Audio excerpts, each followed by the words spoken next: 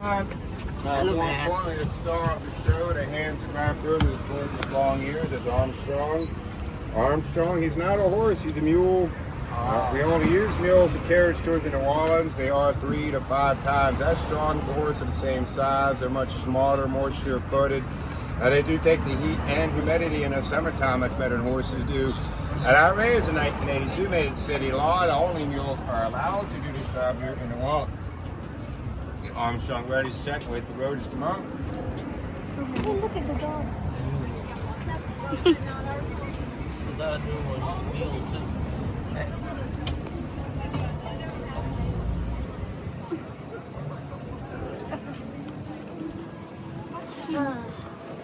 See, comfort faster. Why even Oh my. Are all the mules? Oh my, I stuffed Are all mules? They're all mules. That's the city law. Because they think they eat better, so it is city law. And you got to be very conscious of the heat here, even though the mules will take the heat better than the horses do. Pulling out. All right. There's different regulations for them in the summertime where 9 months of the year they can legally work 7 hours a day, but June, July, and August they can only legally work 6 hours a day. If the air temperature gets to 95 or above, they cannot work. If the heat index gets to 105 or above, they cannot work. And we get high humidity here in New Orleans. The heat index that affects us more often than the air temperature. It can be 92 degrees with a heat index of 110 sometimes. So, we started a tour from Jackson Square there on the right. It was Jackson Square. That is the heart of New Orleans. That's where the city was first founded by the French in 1718. That area was originally called Place d'Armes, Place of Arms. And it was at first a dusty, ugly military parade ground, the headquarters for the settlement. And it's also where they held all their public executions. Most of those executions were done by hanging. A gallows stood right in the center of the square with a statue of Andrew Jackson today. Those gallows came down in 1850. And Place d'Armes renamed Jackson Square 1851 in honor of Major General Andrew Jackson. Well, he was the hero of the Battle of New Orleans, fought January 8, 1815. He later became the 7th President of the United States. Jackson's statue at Middle Square made 1856. The first statue of its kind in the world. And before that, they did not have knowledge of how to build statues with the horse ring up 1 2 feet. And behind Jackson's statue, St. Louis Cathedral. That's the oldest cathedral in the country. It's the 3rd church that's set on that site. The first church blown down in a hurricane, 1722. 4 years into the settlement, surprise, surprise, we get a lot of hurricanes here. Second church burned down in the Great Fire, 1788. At that time, we were under Spanish rule. A Spanish official named John Almanac started construction on St. Louis Cathedral, 1794. John Almanac also built the 2 twin buildings that flanked the Cathedral, 1795. On the left side of the Cathedral, the Cabildo was the seat of government for the settlement, the jailhouse. Second floor, the Cabildo, 1804 is when they finalized the Louisiana Purchase. The Cabildo, now Louisiana State History Museum. Right side of the Cathedral, the Presbyterians is built out in clergy, now holds the Mardi Gras Museum. Kind of ironic, if you ask me. There on the left house on the corner of Jackson Square is the lower Pontauba Apartments. It was built 1849. There are twin buildings down on the other side of Jackson. Behind us, the upper Pontauba Apartments built 1851. They are the oldest apartment buildings in the United States. Those twin Pontauba apartment buildings are both built by John Almanac's daughter, Michaela. From the Hills St. Louis Cathedral. His daughter Michaela, when she was just 16 years old, she had an arranged marriage to a baron from France. Became Baroness Michaela Almanac of Pontauba. Michaela and her in-laws did not get along very well during an argument over her family's fortune. Michaela's father-in-law shot her 4 times in her chest. He then shot and killed himself. But Michaela lived minus 2 fingers. A year later, he came back to Raw and built those Pontauba apartments. Michaela designed the buildings. That this is on the ground floor. Second and third floor, 2-story apartments that's still out of use today. If you look there in front of us, in front of those flags there, they call it statue of Joan of Arc. That statue was a gift to New Orleans and France. It's a replica of the statue that stands near the Louvre in Paris. Locals here actually call the statue Joni on the pony. Joan of Arc is the maid of Orleans, France, who made her dictation of New Orleans. So, I told you the city of New Orleans, founded by France, 1718. More specifically, we were founded by French Canadians, Jean-Baptiste Lemoyne Sir de Bienville. And Bienville, the father of New Orleans, he named the city in honor of the Duke of Orleans. He was the regent of France, the true ruler of the country at the time. 1718, and King Louis XV was only 6 years old. 1762, King Louis XV gave the settlement to his cousin, King Carlos III of Spain. While we were under Spanish rule, there were two disastrous fires in the French Quarter. First fire, 1788, I mentioned, that burned down the church, along with 855 other buildings. Second fire, 1794. Between those two fires, over 90% of all the original buildings in the French Quarter burned down. The left of the Spanish rebels, most of the French Quarter, you're looking at these actually Spanish architecture. The Spanish had a few ideas of how to rebuild. Well, first of all, instead of using brick, not wood, brick will not burn. Brick they originally used, made from the clay of the Mississippi River, turned out to be a coarse, soft, inferior brick. If you're in the corner on the left, looks like those bricks there eroding away. Yeah, well, and we crossed the street looking front of us there on the opposite corner on the left. Top corner, bricks on a sharp bed, down the bottom of the rough smooth. And stop, about head shoulder level. When the bricks and rough smooth in here, as you walk around the corner, rubbing their bodies along the bricks. Second idea, the Spanish had to be building had to have a courtyard in the middle. The courtyard served two good purposes in the Spanish backyard. First of all, to kind of a break in between the buildings, so if there was another fire, not so easy for a fire to spread from one building to the next. Also, the Spanish said every courtyard had to have a fountain, or at least a source of water, so you have easy access to water in case of another fire. They said they built the French Quarter for the most part to get all the buildings right next to each other, all adjoined to each other. They did that in order to maximize the high ground and next to the Mississippi River. The French originally built the same way, but they made all the buildings out of wood.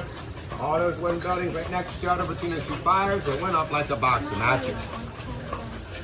There on the left, the building with the elevated wooden porch up front as an example of the original French architecture. Gives you an idea of a lot of buildings look like before the two fires. And that was also used in the movie Interview with the Vampire, Brad Pitt and Tom Cruise. The elevated porch up front of the building, they're called the banquets. In the old days, those banquets would connect each building around the block. It was like an elevated sidewalk, so you did not have to walk in the muck of the dirt road. That building did not survive the fires. It was originally built in the early 1800s without those two fires.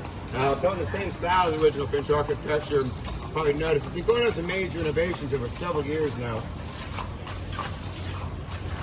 Much of the original wooden buildings, those wooden sidewalks, are made from, a lot of them made from the lumber of the boats that came down the Mississippi River. And according to the steam engine, very easy to get the boats down the river, not so easy to get it back up the river. Our boats guys in New Orleans took them all apart and used the lumber for their buildings and the wooden sidewalks out of the city. Here on the right, two examples of shotgun homes. The bigger one's a double shotgun. That's two residences at the party wall in between. And a smaller narrow single shotgun. See how narrow the house is? Because at one time here, the property taxes are based on the street frontage. No hallways in the shotgun homes. Each room just opens up to the next one behind it. Open up the front door, open up the back door, shoot a shotgun through the house, not anything. And design them like that before air conditioning, open up those doors, let the breeze go right to the house. Here on the right, the Creole cottage. They were the first types of residences built in New Orleans. Notice the wooden timbers going straight to the bricks. The oldest style of architecture used in the city. Here on the right corner, Bourbon and Domain at Clover Grill. It's a popular late night diner for people coming down from the bars of Bourbon Street. There's good for some nice greasy food out there a long night. Have you seen The Curious Case of Benjamin Button? There was a scene filmed at the Clover Grill where Brad Pitt eats a po' boy. Now it's funny because they do not serve po' boys at the Clover Grill. We're now here on Bourbon Street. Contrary to popular belief, Bourbon Street does not owe its name to the alcoholic beverage. It actually comes from France, found the city. Louis XV was the king. He was from the House of Bourbon. If you're French, you say the bond. Now we got a Bourbon Street. If they figured you got a city in Bourbon, you build a bunch of bars. That only makes sense. We're now starting to get into the residential side of Bourbon Street. There's such a thing. The main drag of Bourbon Street, you keep like behind us. Up here on the corner on the left, the last bar on Bourbon Street, Lafitte's Black and Shop Bar. They call themselves the oldest bar in America since 1772. It's actually only been a bar since the 1950s, and even if it were true the year 1772, we're not even making them the oldest bar in America anyway. Right, did not keep real good records in the Wallens in the 1700s. Most of the records they did have were lost in its fires anyway. Well, this was built sometime in the 1760s and 1770s. One of the buildings to survive the fires easy. It also makes it one of the oldest buildings in America that houses the bar. Try to get away with the claim, I guess. Comes back by a little later after it gets dark. There's for the most part no electric lights in the bar, with a few exceptions. They really only use candles. It does make it look like an old-time pirate than exactly what it was. It was the headquarters for the pirates on Lafitte, where planners plotted piracy, go back to Athens, give you a part of booty. John Lafitte also still allowed to store treasure in the back of the back of the shop. John Lafitte, he was wanted by the United States government for active piracy. 1814, he was in prison back in the Cabildo building next to St. Louis Cathedral. Late in that year, he escaped from prison. And most people say Jean Lafitte did not really escape, but that Andrew Jackson let him out on purpose so Lafitte could help him fight the British in a battle in the wall. Either way, that governor of the territory, Governor Claiborne, got real upset when Lafitte was let out of prison. It says Jean Lafitte had been having an affair with Governor Claiborne's wife. Governor Claiborne put a bounty on Jean Lafitte's head for $500, be about $10,000 a day. Lafitte just laughed. He turned around, put a bounty on Governor Claiborne's head for $5,000, be about $100,000 a day. But neither bounty was collected. Jean Lafitte was enlisted as a privateer in the United States Navy. When his pirate ships fought alongside Andrew Jackson, helped to defeat the British in a battle in the Wallens, Lafitte was granted up for pardon for his crimes, changed his name to Galvez, moved to Texas. Legend has that Lafitte's treasure is still buried in the coast of Galvez. There's some dispute there. Of course, it's a legend. There's a legend because nobody really knows what a treasure is, but some people say Lafitte's treasure is buried somewhere around the mouth of the Mississippi River around Barataria Bay. That's where Lafitte would hang out a lot while I was in Louisiana. There's also another theory that says after Lafitte went to Texas and then later went to North Carolina. And there's treasure buried up there. Well, they're not found it up there either, and at this point, it's still anybody's guess. Now, see that colorful stucco with all of the colors throughout the French Quarter? All the soft pastel colors of stucco. Stucco that was originally brought from the island San Domingue in the Caribbean. San Domingue, an island now known as Hispaniola, Dominican Republic, and Haiti on the island now. 1791, the island of San Domingue was a slave revolt. They had over 500,000 slaves on the island, 50,000 slave owners. And the slaves realized they're outnumbered the slave owners 10 to 1, weren't going to take that anymore. When they revolted, many of the slave owners fled into the Wallens and brought with them colorful stucco. And that was 1791. That's 50 years after that first fire, 1788. Well, Spain's starting to rebuild here, and they realized they've been using that soft interior brick I mentioned. And instead of using that colorful stucco to cover up that soft brick, and stucco gives the French Quarter a very Caribbean look to it. Makes the French Quarter a unique place, mixture of French, Spanish, and Caribbean architecture. You know, to right, the big white building, the Hotel Provincial. There in the Civil War, this building served as a surgical hospital. In the Civil War, there were no major battles actually fought in the Wallens, kind of in the back lines of the war. And they sent a lot of seriously wounded soldiers to this hospital. You know, on the left across from the hotel, the brick house with the green shutters, this is the home of Danny Barker. Danny Barker was a jazz guitar player, played with the likes of Duke Ellington, Cab Calloway, and many others. More importantly to us in New Orleans, Danny Barker was also a bit of a musical historian. We saw that the New Orleans brass band music, the city is so famous for today, with those brass bands playing right in the middle of the street. In the 1960s, it's actually starting to die out. And Danny Barker opened up a school for young musicians at his church, started teaching the brass band music. Many of his young pupils later went on to become the founding members of the Rebirth Brass Band and the Dirty Dozen Brass Band. Really thanks to Danny Barker helping to save the New Orleans brass band music. Here on the right, that large, beautiful white building there, the old Ursuline Convent. The Ursuline nuns came here in 1727 from France to educate the girls of the settlement. So they had the original school for girls. The nuns no longer at this location. That's now the archives for the Archdiocese of New Orleans. There's also a museum. The Ursuline nuns still have a school for girls in the city, but the nuns moved their school to a larger location uptown where most of the rich people live nowadays. Second fire, 1794, the fire was headed down this direction. The nuns were praying to be saved from the fire. The fire stopped right behind us and the street was crossed over, blew out into the river. Convent's also one of the few buildings that survived these fires. Ursuline Convent's the oldest building in the entire Mississippi River Valley. Construction finished there in 1753.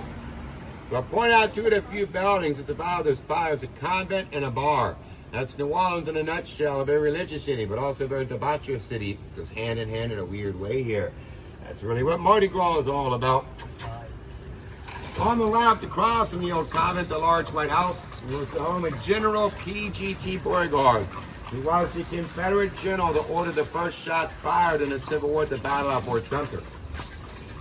With the big columns, the Beauregard House is a great example of the Greek revival architecture that's so common in antebellum homes. Also real common in the large antebellum homes with a dual staircase on either side of the house leading to the porch. Now it goes back to old genteel days. It was not proper for young men to see ankles of the young ladies if they were not married. So when it had balls in the houses, unmarried couples got in front of the house, they part ways, men go up the left, ladies go up the right. That way the young man were not able to rest, touching his left to the young lady's ankle. Very scandalous back then. Times changed a little bit.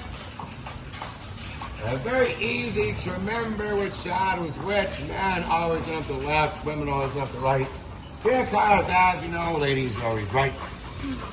We're starting out kind of smiling none, right? Life is just easier that way.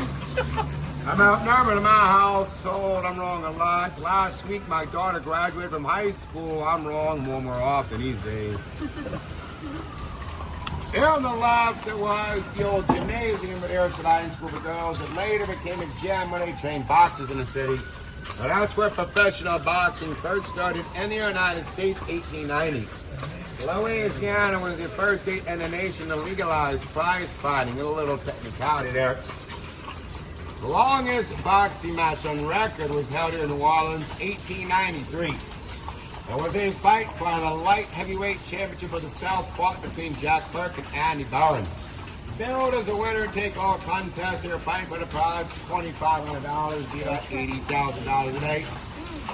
That fight started at 9 p.m., did not end until after 4 o'clock in the morning, lasted 110 rounds. By about midnight, most of the spectators had left the arena. Of course, the ones who were still left inside had just fallen asleep in their chairs. About the 108th round, there were no punches being thrown anymore. Both boxers simply circling the ring, making the other guy that finally fall down. They probably could not even get their hands up at this point. Most of the bones in their hands have been broken. At the end of the 106th round, the referee called it a draw. It was a winner-take-all contest. It was called a draw. After 110 rounds, it was 7 hours of fighting. Both boxers went home with no money. They originally had said they were going to split the money, but the promoters had a different idea. Said, no, this is a winner-take-all contest. Either you won, or keep all the money. That shady deal sounds like something maybe the mafia would have been behind. You think you're on the right track there? That boxing match 1893, by the time we had the mafia well established in New Orleans. If you were to leave Hollywood, you might have to leave the mafia in the United States, first go to New York. Yeah, the mafia in New Orleans years we would have had it in New York. At one point in the late 1800s, there were more Italian and Sicilian immigrants coming to the port of New Orleans than to Ellis Island in New York. The Mafia first got his foothold in New Orleans in the years after the Civil War. Earlier, I mentioned Bienville called him the father of New Orleans. He founded the city for France, 1718. Bienville originally came down to New Orleans 1699 with his older brother Iberville. He originally came down in 1699 to Montreal, Canada, looking for the mouth of the Mississippi River. They found the mouth of the river, landed next to a bayou, threw a little party there. I realized it was the day before Ash Wednesday, known as Fat Tuesday or Mardi Gras in French. They named that bayou Mardi Gras. That's how Mardi Gras was first introduced to Louisiana way back in 1699. The older brother Iberville died on the second trip down here in 1706. That's why the younger brother Bienville gets credit for founding the city in 1718. The reason they chose the spot to build a city not because it's a nice, pleasant place to live. It was a festering swamp with a hot, humid climate. The place where rains a whole lot, susceptible to hurricanes and horrible diseases. They chose the spot because it's higher ground next to the Mississippi River. You had two easy routes to the Gulf of Mexico from this spot as well. We're having problems though, getting people from France to settle New Orleans. They decided to start giving free trips to New Orleans. Anybody in France was out of work for 3 more days. Criminals and debtors were given a choice. They told them you can either go to jail or you can go to New Orleans. So when those people actually chose jail, I consider New Orleans to be a death sentence. They changed when a male and female criminal together, forced them to marry each other so that they come here and start a family. Those are the people who settled our fair city New Orleans. I think that explains a whole lot. Right here on the corner on the left, a large 3-story gray mansion. That was previously owned by Nicolas Cage. 2009, Nicolas Cage has a problem paying his taxes, ended up going bankrupt, had to sell the mansion to the IRS. And it's also known as one of the most haunted houses in the country. It's called the LaLaurie Mansion. It was the home of Dr. and Mrs. Delphine LaLaurie, 1831 1834. If you saw American Horror Story Season 3 Cabin, it was set here in New Orleans. Delphine LaLaurie, played by Kathy Bates in the show. 1834, when we discovered this doctor and Delphine LaLaurie been torturing her servants at the house. She walked past the house late at night when there were screams and moans after the LaLaurie servants coming from the side.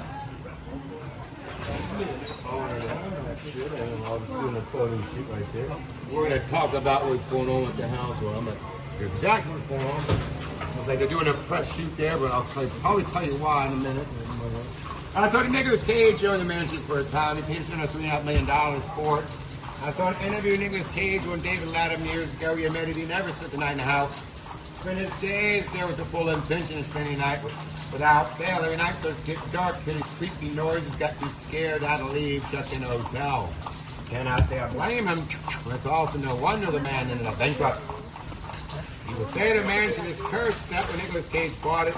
The curse out of the lawyers is passed on to him. That's why he lost all that money and make all the terrible movies afterwards. Had a bit of a comeback in recent years, and he hasn't stinked was there for a while. So I told you Nicolas Cage owned a house for a time. He ended up going bankrupt and sold it to the IRS, and then IRS sold it to an oil tycoon from Houston. He paid just under $4 million for the house. They say the oil tycoon is not cursed by the lawyers, so when he bought the house, he did not put a name on the deed. He actually put the name of his business on the deed. Question then is his business cursed?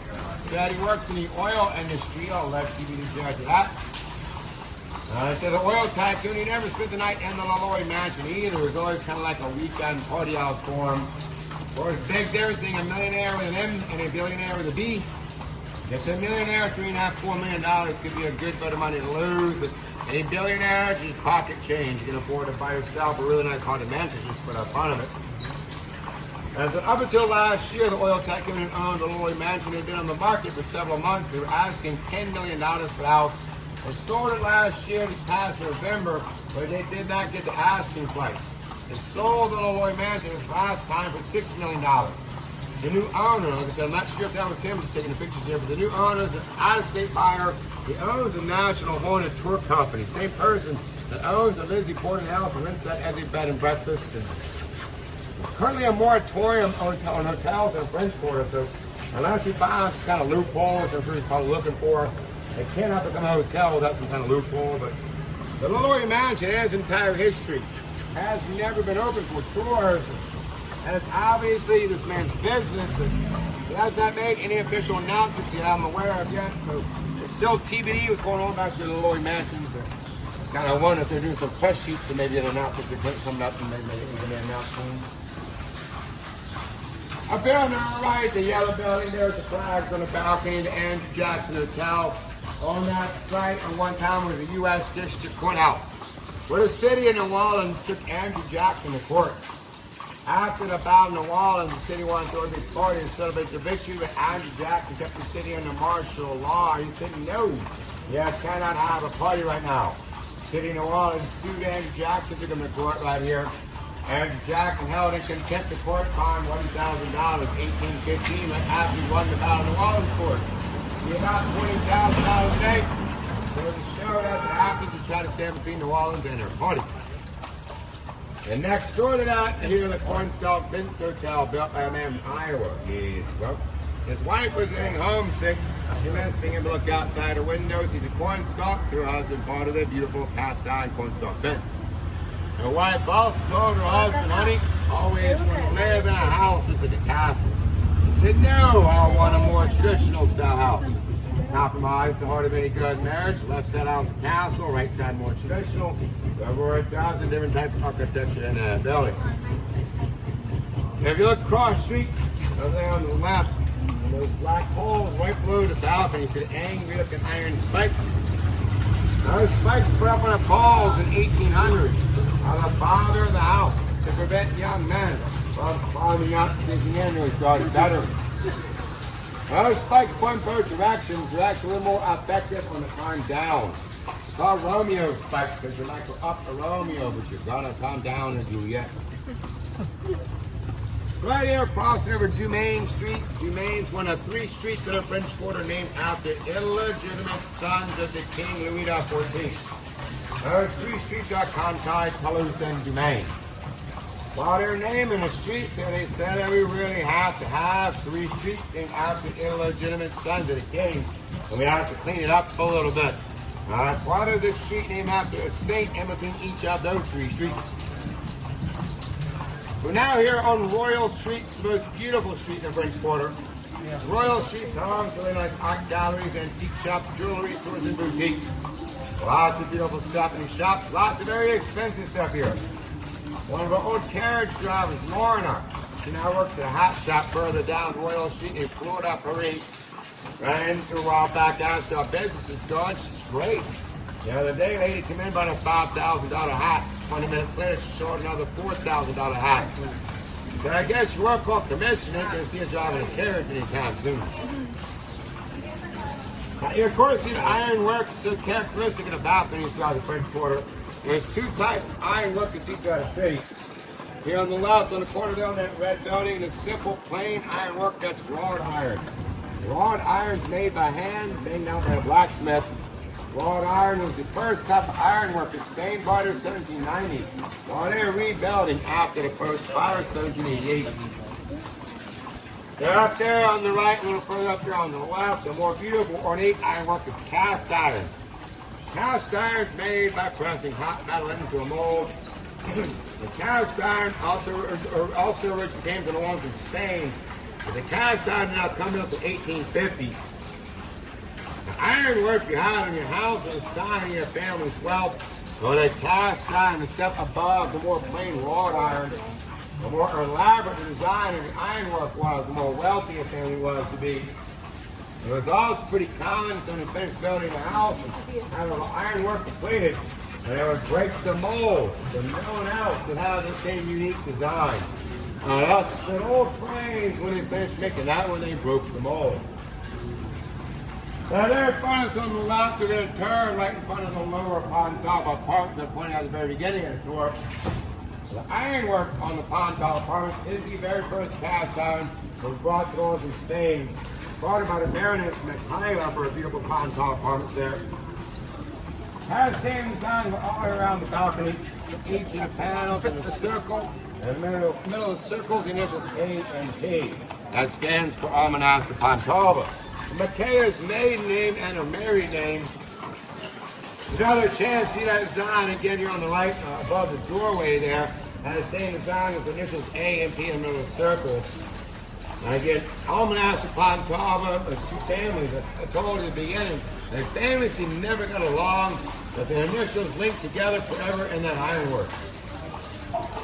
So, to recap a little bit, I told you we were founded by France 1718, handed to Spain 1762.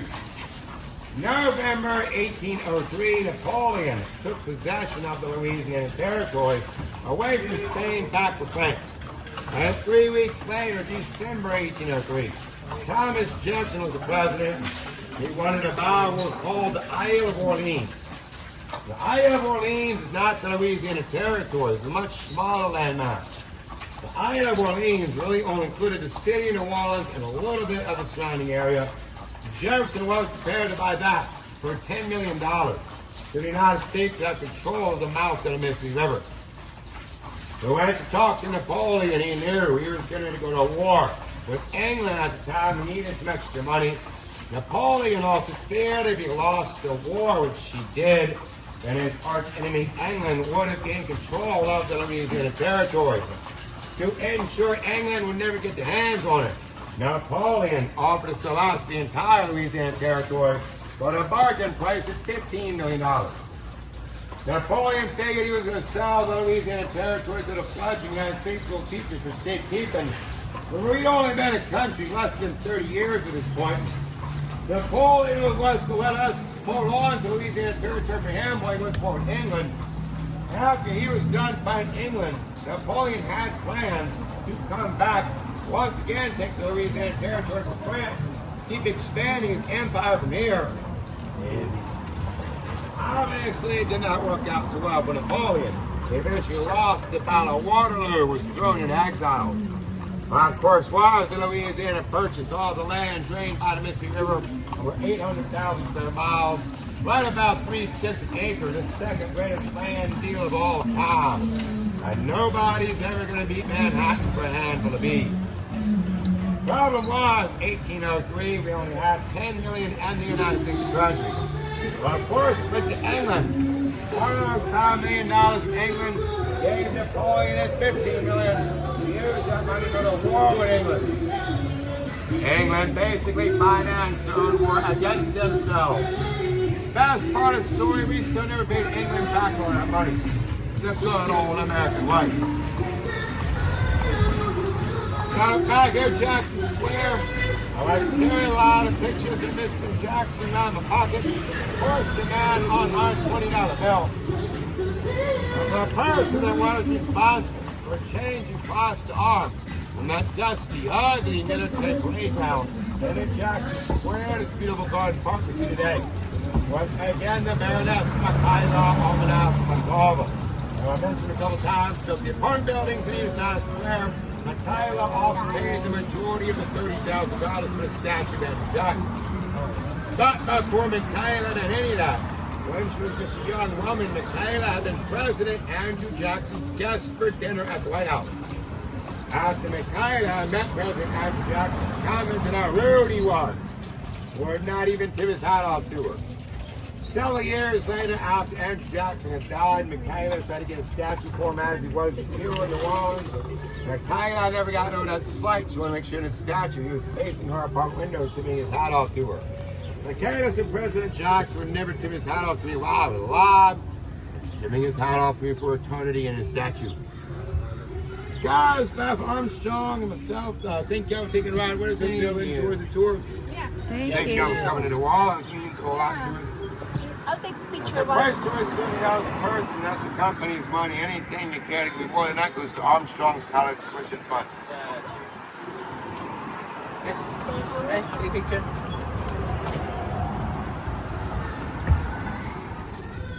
Whose bag is that? Yeah, I don't think that's. Okay, yeah.